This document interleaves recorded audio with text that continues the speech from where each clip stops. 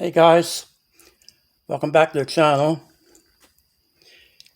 Well, fellas, what I'm working on here is the Parker funnel web. And the reason I drug this out, guys, is because lately I've heard a lot of people talk about a bucket list. And I thought,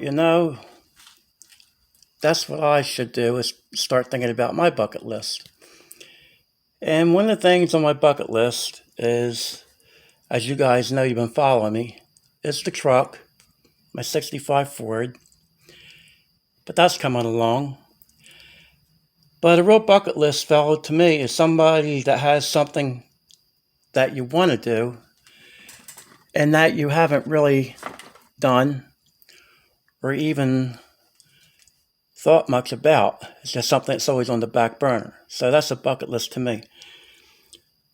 But lately, guys, what's been on my bucket list is I would like to try to go 9s on motor with a 302. As you fellas know, we've done it with the E7 heads. The guys that's followed my channel, you've seen my son on there, the Green Gangster. And it's one of them deals where we've done it and we've had fun doing it. And my son's moving on to some LS swap in his car.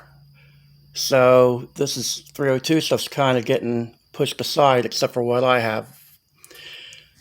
So what I wanted to discuss with you guys is that I have a couple ways I want to do this. And one is with a pair of GT40 heads, and the other would be with a pair of GT40P heads. And I'm kind of undecided what way to go with that. So that's where I'm at with that. But that's up around the bend. It's a little heart-wrenching because my friends and people that know us have seen what we've done. And when I discussed this with them, they actually kind of don't have a whole lot of, inspiration for me.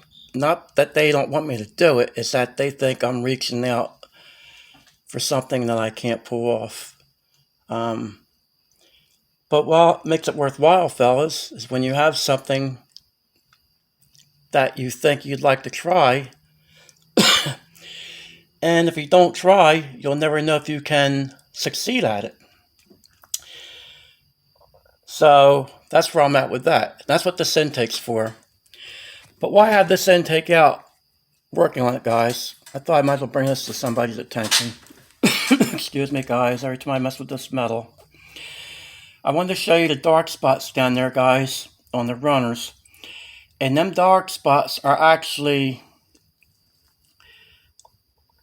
where it sinks in. I'm straightening the runners, fellas. I'm not worried about how they come out in the center of the intake. This intake's going to be where it's going to be just to the floor. That's my plan. I'm not really worried about the torque. I am worried about how the air flows unrestricted through it, like always. And I did rough up the floor because it's going to be carbureted. It's not going to be anything like fuel injection with a elbow. So that's what this is for, fellas. But one of the things that I wanted to talk to you guys about is getting back to trying to go 9s with the stock factory stuff. And that's what it would be. It wouldn't be anything with a high dollar engine. It would be factory stuff. I think that's why people kind of think what they think about it, because even on the stock car class back in the day with the Mustangs that the guys used to run. I have a personal friend. I even discussed it with him, and he told me good luck because he knows how much money was into the blocks. And even though they were considered stock, it took a lot for him to do it. He just got off the phone with me a little while ago, and he was happy to hear that I'm trying it. But he actually didn't have a very positive way thinking that I can pull it off, only because, not that I'm not able to do it as far as my knowledge, as far as wanting to do it on a budget and without doing all the things that they did. And that's the only reason. He said, he knows what they did as far as the block. They had a lot of money in that stuff, and I told him this is a budget thing. So one thing about somebody that's done it, fellas, you can't get mad at them if they tell you how hard something is when they've already done it. And but it's still something I want to try. So what I would like, you guys always give me your input on stuff. I'd like to see what you guys think. Would you rather see me try this with the GTP heads or the GT40 heads, the steel ones? Of course, the factory stuff, not the aftermarket stuff. So it's going to be a while before I get to this, but I'm getting the intake ready for it. And I actually had a nice discussion with somebody on YouTube about this, one of our friends there, and pretty knowledgeable guy talking about the Parker. It was so funny because he was talking to me about this intake, and I was working on this intake, and so it was pretty neat that he was actually messaging me about it, and I was actually working on it. I was taking a break actually in the house from it, and he messaged me about this, saying that he knew about these intakes. And I don't know if it's like anybody else would do this intake, but fellas, it may look like it's being hogged out and knife cut, but I want to point this out once again, guys. When I get to these edges like this here, this isn't intentional. This isn't from knife cutting. This is actually where I'm working my way out and rounding the corners in. And that's how I come about getting the shape here, fellas. And I don't know if you can tell, but even the floor is rounded in up into the wall here. And of course, this is all cut back into the plenum. So what I wanted to bring to your attention, fellas, if you have an intake done, make sure somebody's just not putting a fancy knife cut on it and not doing the important things to you.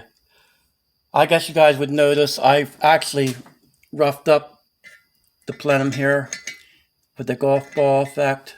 That's to break the fuel up. That's not for flow. And one of the things I wanted to discuss about the knife cutting, fellas, is that it's not really proven that that does anything. So to be honest, when I get finished with this and get done cutting it back where I'm have everything even where I want it, I'm actually going to round this back end, fellas. So I know it looks neat that way, and I'll tell you, the only thing I think it's really good for is if you stick your hand down in there, the way I have some of these runners, is getting cut.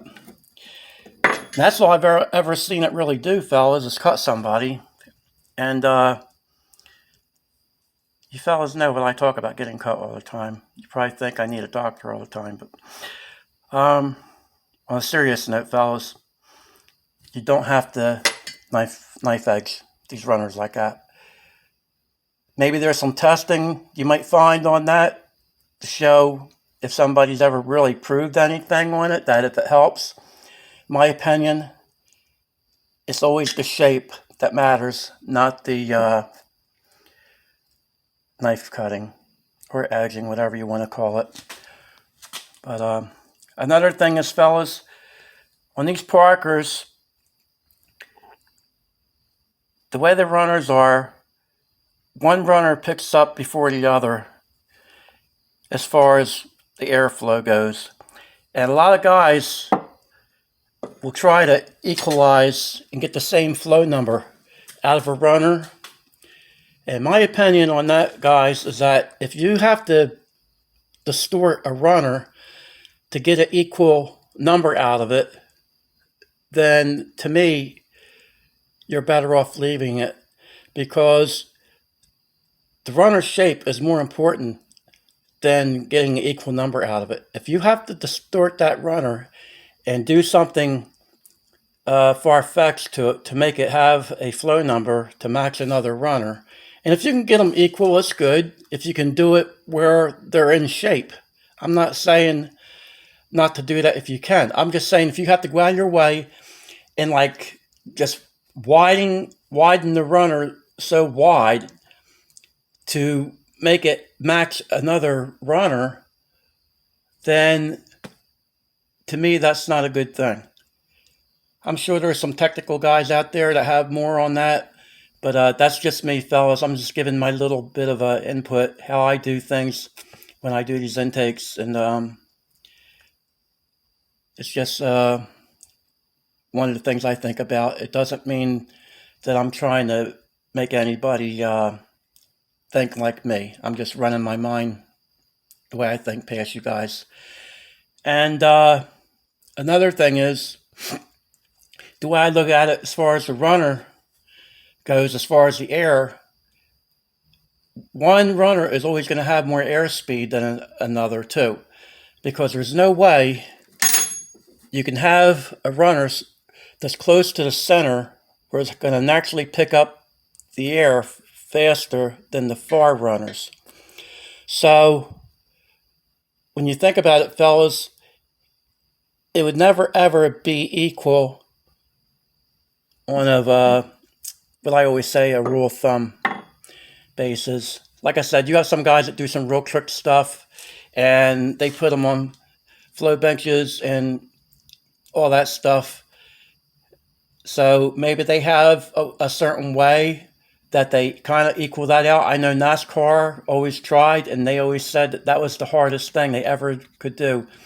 They always had one cylinder that was lean.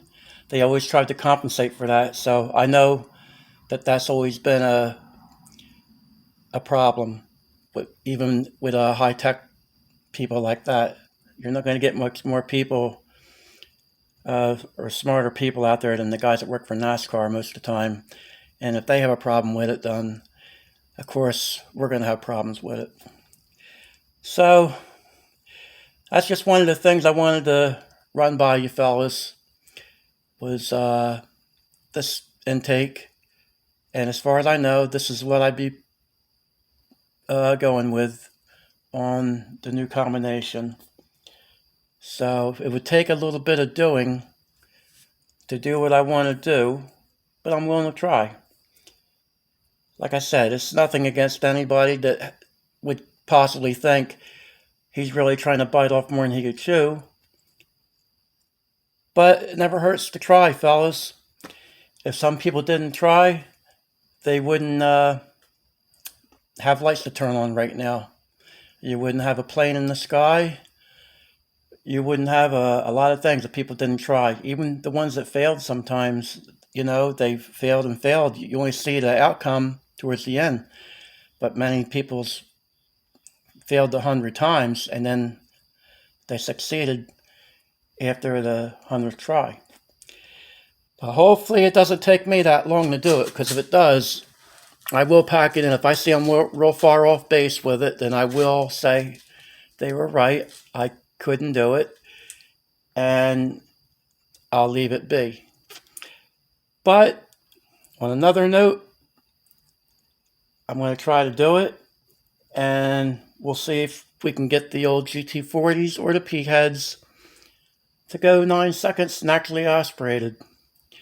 I hope I did say that naturally aspirated, because we've done it on nitrous, so with the E7s. I kind of forget to leave that in there sometimes, that we, if it's on nitrous or naturally aspirated. So sorry about that, guys. I get where I kind of don't remember sometimes with this stuff. A lot to remember at times, fellas, when I do these segments, and especially when there's a time limit on my phone.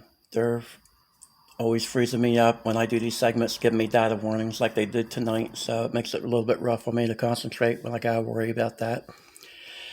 But anyway, guys, have a good night, and don't be afraid to leave a comment if you think I should go with the GT40P heads or the GT40 heads. I kind of like to do this on the side where it's not what you guys would like to see. That's why I'm bringing it out there. A lot of guys wouldn't even try to put this out there because you know how that goes, guys. A lot of people try to keep things low key in case it doesn't work out in their better interest. But I kind of like to bring you guys along on this, and I've had a lot of interest in these P heads and the GT40 heads, so I'd like to see what you guys think. All right, guys, have a good night, and God bless.